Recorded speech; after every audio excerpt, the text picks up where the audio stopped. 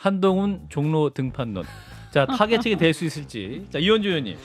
아직도 정신을 못 차렸구나. 아직 정신을 못 차린 겁니까? 그리고 예. 아까도 말씀하셨지만 이 검사 동일체라든가 지금 어떤 사정 정국이라든가 이거 자체에 대한 피로감이 어마어마하고 국민들이. 저는 이번에 보궐선거 참패 이전에 또 영장 기각이 되는 과정, 영장이 기각된 것도 그렇지만 그 전에 이렇게 과다하게 과잉되게 막 그것을 국회에서 정쟁화하는데 앞장선 거 아닙니까? 예. 그분이 예. 법무부 장관이 그렇게까지 할 필요가 없었거든요. 아하. 그래서 이거를 그렇게 끌고 가는데 굉장한 지대한 공이 있는 분이에요. 예. 오히려 책임이 있는 거예요. 책임이 있는 거 저는 이번 보선 참패에 상당한 책임이 있는 분이다. 한동훈 장관이 그리고 이러한 어떤 검찰 중심의 사정 정국을 벗어나지 못하면 전혀 이건 나아질 가망이 없는데 예. 왜 다시 그런 분위기로 끌고 가려고 하냐. 그럼 이거는 기대난망이죠.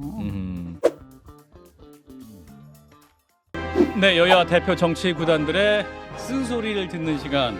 한판 쓴소리. 자, 먼저 국민의힘 이현주 전 의원님 어서 오십시오. 네, 안녕하세요. 네, 그리고 자, 우리 이상민 의원님이 국정감사 관계로 더불어민주당 신경민 전 의원이 스페셜 게스트로 오셨습니다. 어서 오십시오. 의원님. 예, 오랜만입니다. 오랜만입니다. 신경민입니다. 잘 지내셨죠? 예, 그럭저럭. 자, 진 교수님과 인사 나눠주십시오. 네, 안녕하세요. 네, 오랜만이에요. 예. 반갑습니다. 자, 일단 그 대통령 얘기로 시작하겠습니다. 이제 강서구청장 보궐선거 패배 이후에 대통령이 과연 변할 것이냐, 그것이 주요 관심사였는데 메시지는 확실히 변하고 있습니다. 소통 부족, 공감, 반성 이런 표현들이 언어를 통해 나오고 있습니다. 두 분은 어떻게 변화를 느끼시는지 먼저 이현주 의원님부터 말씀해 주실까요? 네, 하여튼 이 선거 참패가 심각하다. 그리고 변해야 된다. 소통해야 된다, 공감해야 된다, 뭐 요런 어떤 인식이 있었다는 거는 진전인 것 같아요. 네. 근데 문제는 뭐냐면 이제 방법론인데 구체적으로 그게 뭔가 변화의 내용. 네, 그거에 대해서는 사실 인식을 못하는 것 같아요. 그러니까 문제 의식이 공유가 지금 전혀 안 돼 있고, 이거는 사실은 대통령실에서요 네. 비서들이 정말 그만둘 각오를 하고. 아주 그 난상 토론을 해야지 그래도 알아들을까 말까 할 거거든요. 근데 예. 그런 과정이 전혀 없었던 것 같아. 예를 들어서 그러니까 실질적으로 뭐가 문제인지를 모르는 거예요. 뭐가 문제인지를. 그죠? 예. 바뀌긴 바뀌어야겠는데 예. 뭐가 문제인지. 예를 들면 바로 그 다음 날인가 국민통합위원회를 출범을 했죠. 예. 깜짝 놀랐어요. 원래 잡혀 있었던 건지 모르겠는데 국민통합위원회라고 하면 그 전까지는요 여당 인사라기보다는 약간 야당 성향의 인사들 그런 분들이 더 많았거나 아니면 이렇게 섞여 있었고요. 통합을 위해서 좀 불편한 소리 들어야 되는 자리니까. 그렇죠. 예. 그리고 거기에 여당 지도부가 왜 갔는지 왜 불렀는지 저는 이해가 안 됐고요. 이거는 굉장히 문제가 될 수 있는 장면이에요. 예. 왜냐하면 이게 정치적인 그런 단체가 아니거든요. 예. 그리고 여당 지도부가 아니라 통합을 하려면 야당 지도부를 불렀어야죠. 그죠? 만약에 예. 그렇게 부르려면 양쪽을 다 부르든지. 예.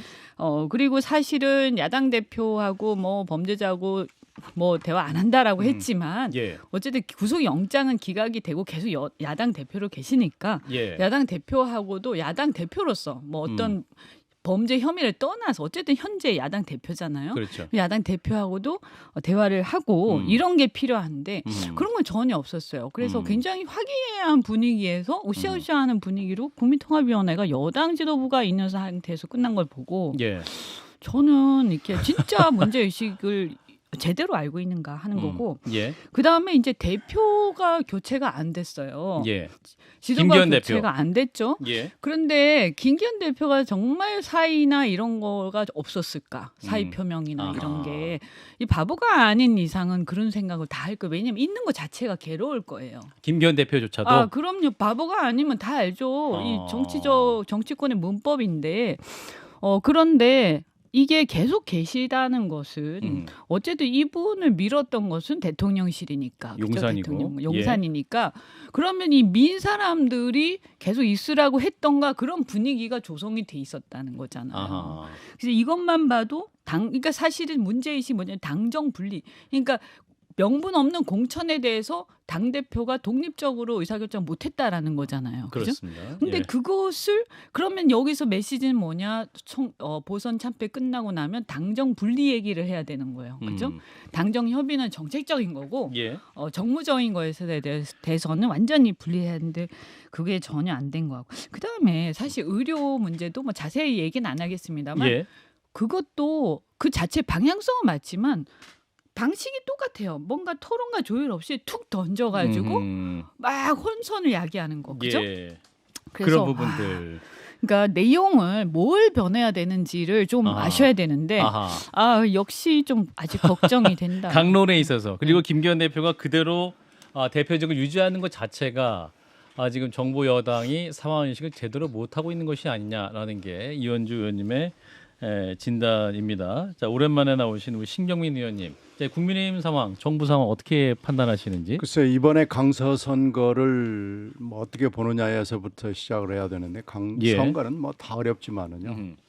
큰 선거보다는 작은 선거가 어렵습니다. 우리나라에서 제일 어려운 선거는 조합장 선거입니다. 아주 작거든요. 작거든요.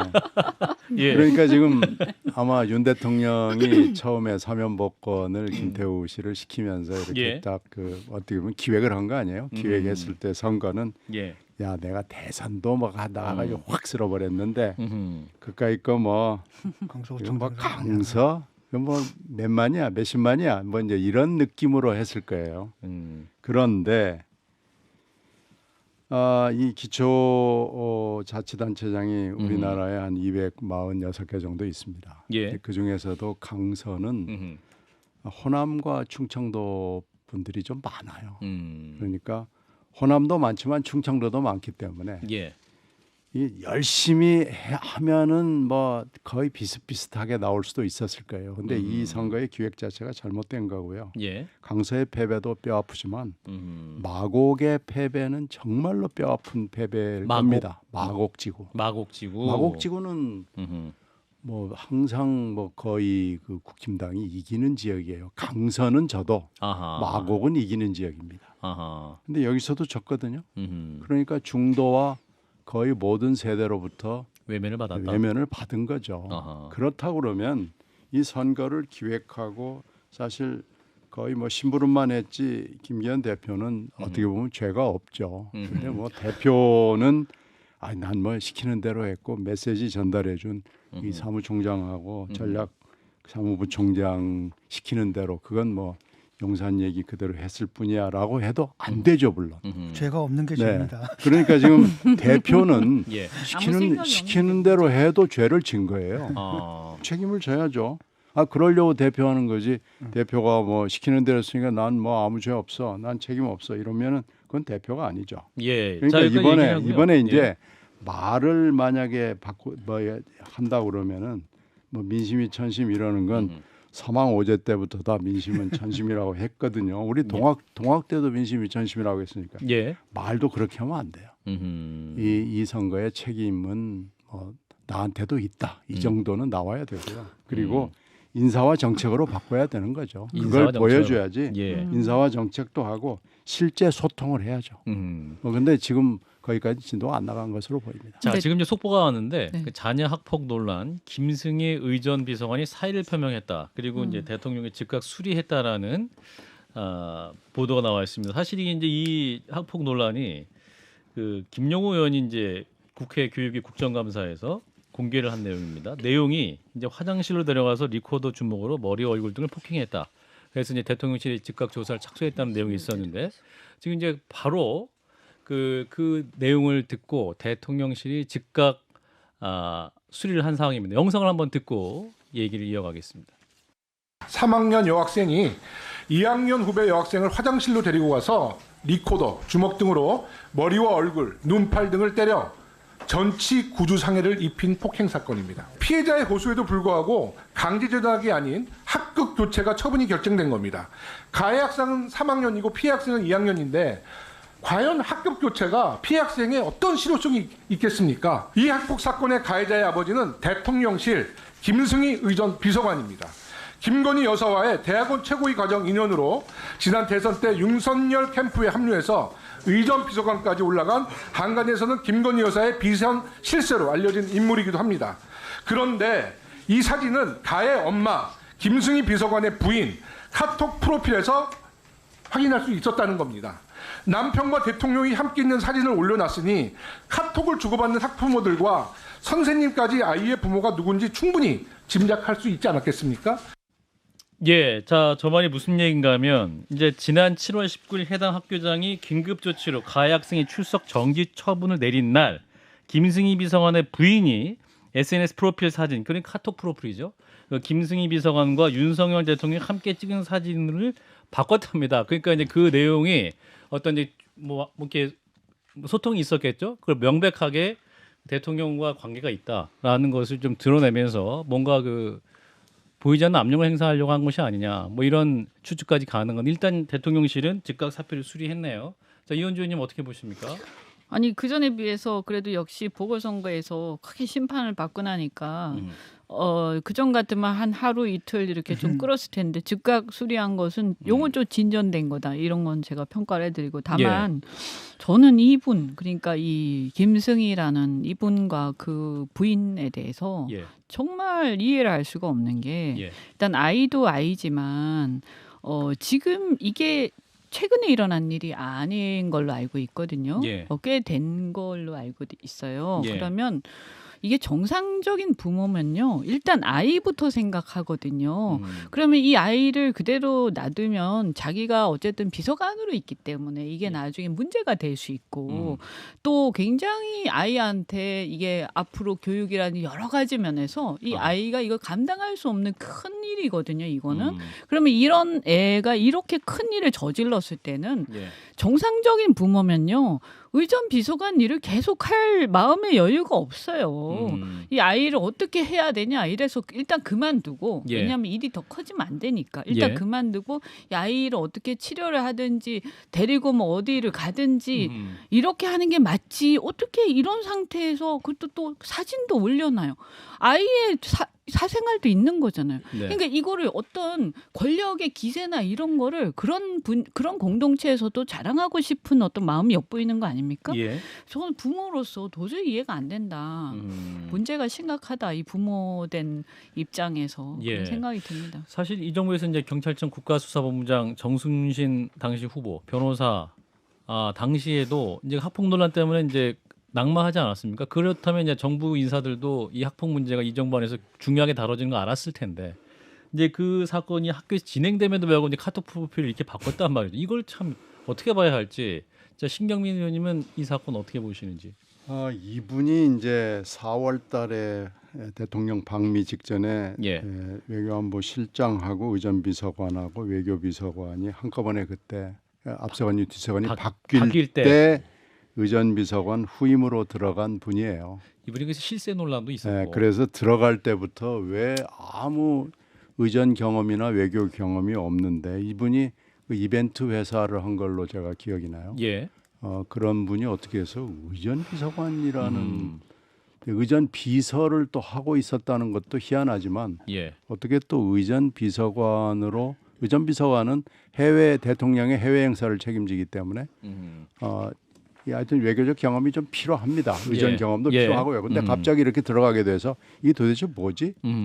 바로 그분이거든요. 그런데 지금 이런 정도의 큰 사건을 집안에 가지고 있고 이것이 계속 문제로 있었다 그러면은 본인이 사실 이렇게 욕심을 내서 그 자리에 가서는 안 되는 거고요. 또 하나는 어떻게 이게 야당 의원한테 제보가 됐는지 그 경위도 참 궁금합니다. 이건 있을 수 없는 일이 벌어진 거죠. 사실은 그런 사건이 있어도 어떤 공직에 있는 거를 알리기를 원하지 않았을 것 같은데 그렇죠. 오히려 이 카톡 프로필에 대통령과 찍은 사진 올렸다는 것도 참 기이하다, 이런 반응이 나오는데 진 교수님은 어떻게 보셨어요? 바보 같은 생각을 한 거죠. 차라리 안 올려서 모르고 그냥 지나갈 수도 있고 수많은 학폭 사건 중에 하나로 그 내에서 처리가 됐을 텐데 그걸 올리는 순간 결국은 뭐냐면 나 이런 사람이니까 학교에서 알아서 처리해.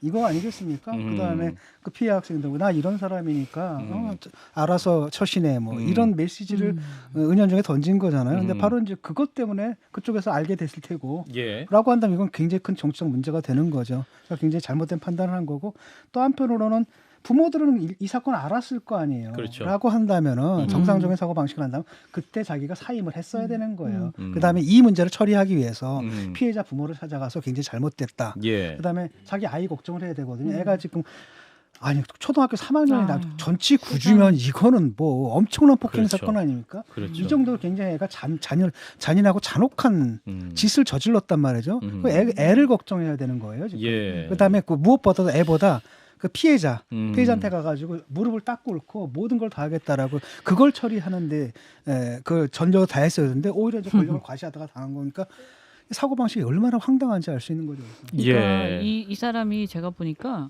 아이를 진정 사랑하기보다는 예. 어떤 겉으로 과시하고 이런데 너무 정신이 팔린 사람들 아닌가. 야, 이게 아이가 좀 불쌍하다는 생각이 들어요. 예. 자, 김성현 선생님 도착하셨습니다. 자, 이 사건 어떻게 보셨는지. 정순신 씨 사건 때까지만 해도 어쩌지라고 걱정하다가 이동관 후보자 학폭 문제 풀려가는 거 보고 나서 뭐 괜찮겠구나 판단한 거 아니겠습니까? 뭐 이 정부에서 이 정도는 큰 문제가 아니겠다라고 생각했을 가능성도 있고요. 우리 이동관 후보자가 낙마하지 않고 그냥 임명되는 과정을 보면서 네, 나도 괜찮겠구나 이런 생각이 이런 있을 것이다. 정도면 이라고 판단했을 가능성이 있고 그리고 제가 정확히 확인된 정보는 아닌데 이분의 이 프로필 사진이 학부모 단톡방에도 이렇게 되어 있어서 다른 학부모들이 이 사건과 관련없는 제3자 학부모의 뭐 친인척이라는 분으로부터 제가 오늘 얘기를 들었는데 그냥 그 단체로 있는 톡방에서 그분의 사진을 확인해서 모든 학부모들이 이렇게 뭐 대통령실에 근무하고 있구나. 이렇게 알고 있는 상태였다는 얘기도 나오는 지경이니까 근데 저는 정상적으로는 잘 이해가 되지 않거든요. 이렇게 동네에다가 알릴 일은 사실 아닌 경우가 많죠. 사실 좀 진 작가님과 방송한다고 해서 제가 뭐 사진을 올리고 그런 거 아닐 텐데 예, 참 놀랍네요. 뭐 또 사과를 현재까지 또 하지는 않았다.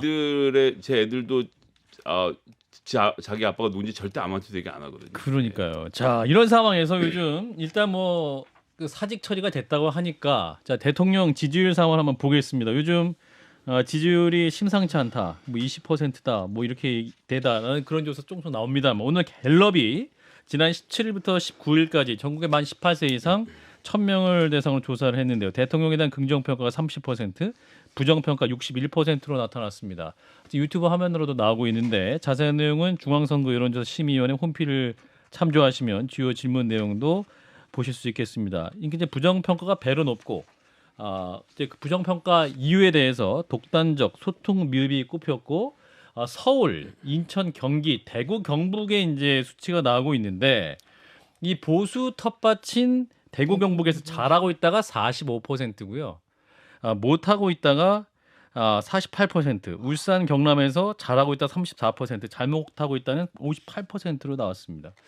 자, 그리고 이제 서울이 잘하고 있다가 25%, 서울에서 잘못하고 있다가 66%가 나왔습니다. 지금 이제 또 인천 경기에서 잘하고 있다 32%, 잘못하고 있다가 60%인데 이게 지금 수도권이 내년 총선의 핵심 어떤 격전지, 주요 어떠한 승부처로 꼽히고 있는데 이 서울에서 긍정이 25%, 이준석 전 대표도 이 수치를 인용하면서 큰일 났다라고 오늘 SNS 글을 올렸는데 자, 이현주 의원님 이 수치 어떻게 읽어야 될까요? 이건 뭐 하나만화인 것 같은데요. 이 정도면 하나만하다. 네, 이거 뭐 어떻게 해보기가 굉장히 힘든 수치다. 이 정도면 25%면요. 서울의 긍정이 25%다. 네, 25%면 아마 이게 탄핵 직전에 그 정도 민심의 흐름의 방향 그렇죠. 탄핵 국면까지는 들어가기 전이지만 거의 거기에 근접하고 있을 때 그런 탄핵 국면 초기 수준이다. 그렇죠. 그리고 아마 제가 알기로는 25%가 되면 내각제에서는요. 예, 그 국회 해산하고 총선 다시 하는 그 수치예요. 예, 이거는 굉장히 심각한 겁니다. 근데 이제 서울이 그 전에 30%는 그래도 넘었거든요. 긍정 지지율이. 그렇죠. 근데 이렇게 되는 이유는 제가 이렇게 쭉 보니까 TK도 그렇고 PK도 마찬가지고요. 사람들이요. 보수 특히 보수 지지층들이 이렇게 지지율이 낮을 줄 몰랐던 거예요. 그러니까 좀 지긴 지겠지. 그런데 이렇게 차이가 날 줄 몰랐던 거예요. 그러면 이런 거죠. 나도 좀 사실은 마음에 안 드는데 주변에 그래도 그래도 꽤 지지하는 것 같으니까 만화라고 가만히 있는 거예요. 부정하고 싶지만 이게 부정으로 찍지는 않고 있다가 네, 그러고 있다가 딱 보니까 다 그렇거든. 이번 선거 결과를 보니까. 이상하다. 그러니까 이제 말하자면 이게 대세처럼 된 거예요. 그래서 너도 나도 이제는 커밍아웃을 하기 시작하는 그런 상황이 되고 있는 거예요. 그럼 이거는요. 예. 웬만한 변화 아니면 움직이지 않습니다. 이거는 다시 돌아오지 않습니다. 돌아오지 않는다. 신경민 의원님. 웬만한 변화 서울 아니면. 25% 대통령에 대한 긍정평가. 그래서 뭐 예상했던 거 수준인 것 같아요. 강서가 어떻게 보면 보여준 건데 이 강서를 보면서 이게 뭔가 좀 눈으로 보여주는 것이 나타났구나. 저는 사실 20% 가까이 오히려 제 예상보다 조금 덜 나왔습니다. 아, 그런가요? 네, 저는 한 20% 정도 차이 날 걸로 봤어요. 근데 그나마 17.2%가 그러잖아요. 그러니까 한 1, 2% 정도는 조금 그래도 덜 나왔다라고 생각이 되니까요. 그렇게 보면은 지금 이 갤럽 여론조사는 상당히 현실 내지 실제에 접근해 있다 이렇게 판단을 해야 되고요. 민주당 입장에서는 뭐 좋죠. 굉장히 유리하다. 근데 민주당이 잘해서 그랬으면은 저도 참 기분이 좋을 텐데 이건 순전히 반사 이익이거든요.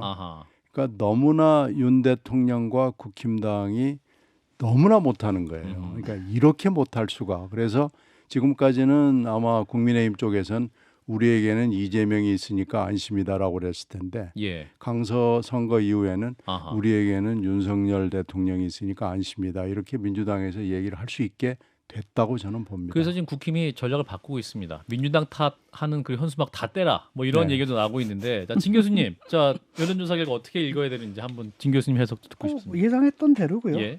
그동안 여러 가지가 있는데 지금 처방도 잘못 나오고 있거든요. 우리 다 알지 않습니까? 정답은 나와 있고 진단은 내려져 있고 그다음에 처방도 뻔한 겁니다. 당정 관계 그렇게 가져간 거잖아요. 그러니까 검사 동일체 원리에 따라서 사당화를 시켜버렸어요. 상하 위계 조직을 만드니까 이번에 이게 말도 안 되는 선거를 치르겠다는데 그거 하나 말리는 사람이 없었던 거예요. 그 결과를 보는 거고 두 번째로는 주변을 다 이념 편향 극우 분자들로 다 채워버렸거든요. 그러니까 실용적인 민생 이걸 하는 게 아니라 자꾸 정체성 정치라는 거야. 국가 정체성을 세우겠다라고 해서 공산정체주의랑 그러니까 중도층들이 볼 때 도대체 이거 뭐지?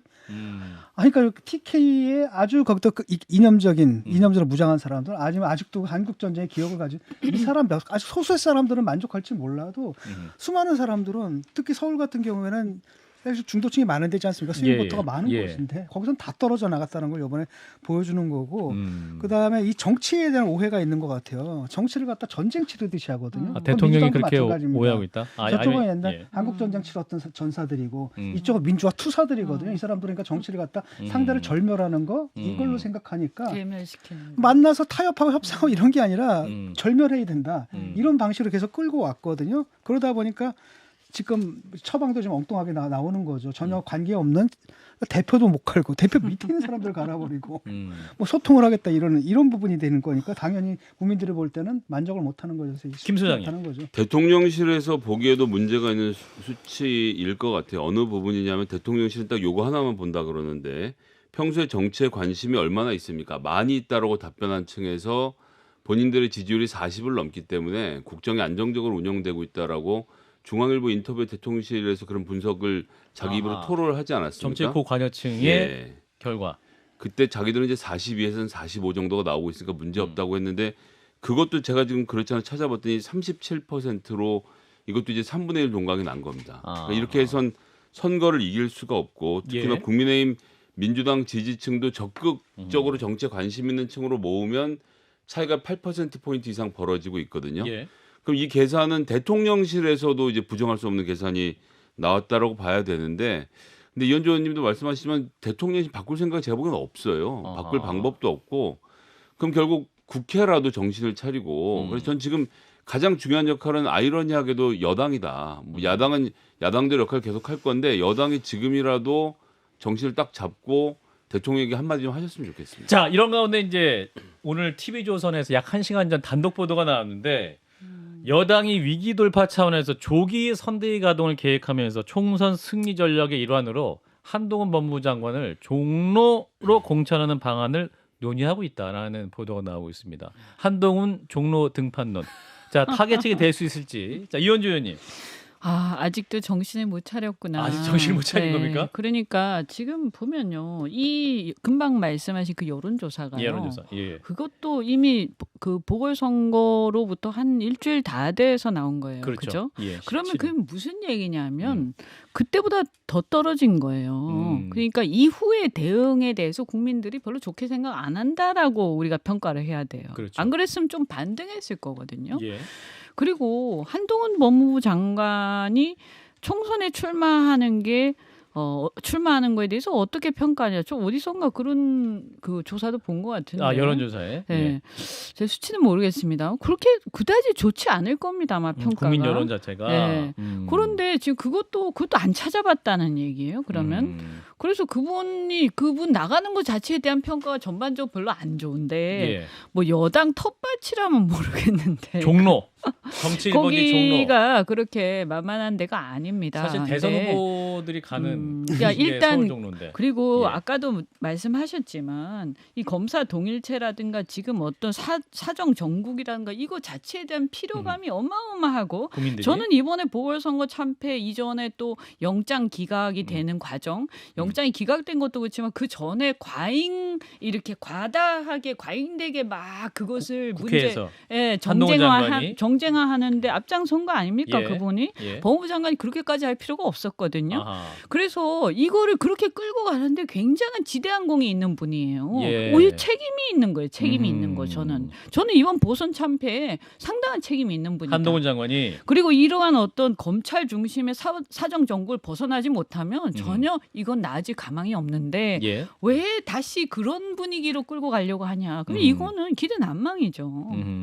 자, 신경민 의원님도 하실 말씀이 있을 것 같습니다. 한동훈 장관의 종로 출마. 반짝 반응은 있을 것 같아요. 반짝 반응? 네, 그럼 긍정적인 반응이 있을 것이다. 긍정적으로 조금 약간의 반짝 반응이야 뭐 당연히 있겠죠. 예. 한동훈 장관이라는 셀레브리티가 셀럽입니까? 예. 종로에 나온다. 아하. 그러니까 이제 그리고 조기선대위 이게 지금 세 가지를 뭐 한꺼번에 예. 하겠다는 거고.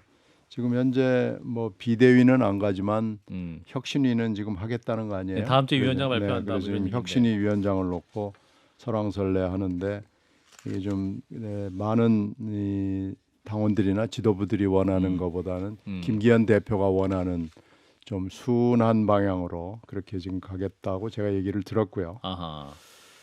그런데 하여튼 조기선대위 한동훈 종로 이게 반짝 반응이야 물론 있겠죠. 그러나 이게 더군다나 한동훈 장관이 지난 1년 반 동안 국회나 뭐 여러 군데에서 보여준 반응을 보면 이분이요. 예. 장관으로서는 뭐 여러 가지 좀 눈에 띄는 행동을 할 수 있지만요. 예. 국회의원. 정당인으로서나 국회의원으로서 또 이제 국회의원 후보를 해서 일단 돌아다녀야 될 거 아니에요. 예.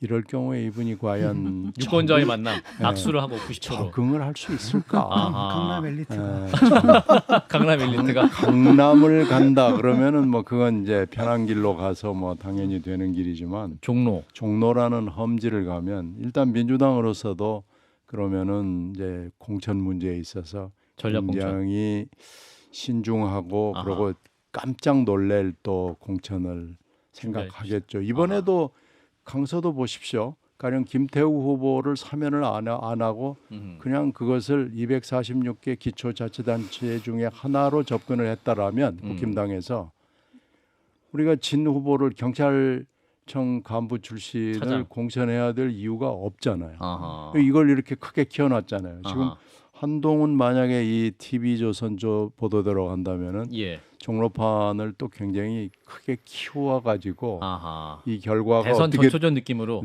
어떻게 될지는 한번 좀 봐야 될 것 같아요. 제가 볼 때는 예. 약간 성급한 보도고, 그러니까 보수층에 약간 호프예요. 지금 한동훈 장관이 지지부진하니까 그렇죠. 뭔가 또 이분이라도 심점이 있어야 된다라고 해서 지금 미리 뛴 것 같아요. 그럼 지금 한동훈 장관이 슬슬 지금 냄새를 피워요.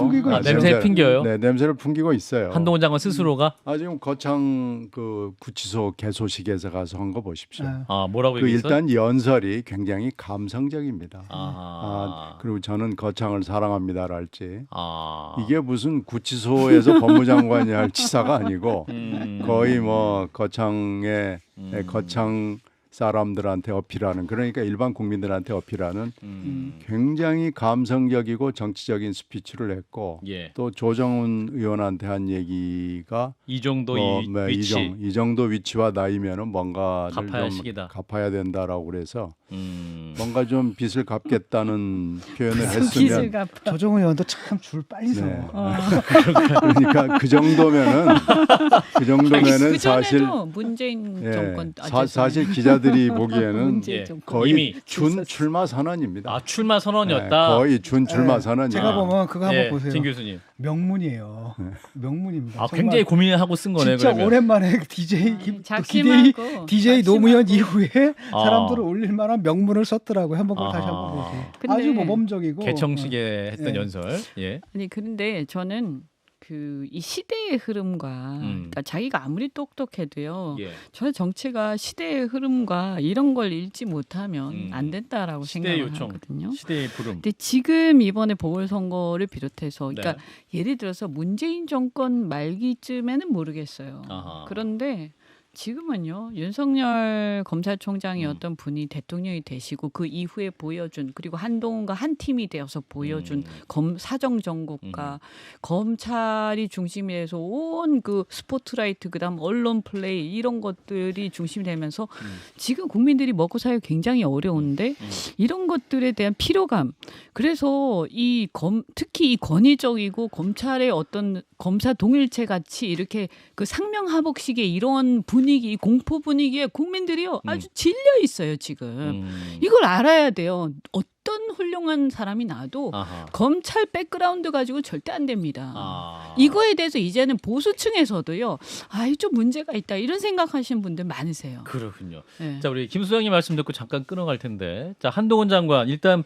피플 네트워크스 리서치가 뉴데일리 의뢰로 이현준이 말씀하신 여론조사입니다. 지난 10월 16일에서 17일 한동훈 장관의 내년 총선 출마에 대해 찬성하십니까? 라고 질문을 했더니 찬성이 32.3%, 반대가 58%. 아까 이제 반대율은 높다. 그러니까요. 그 여론조사였는데 자, 김 소장님.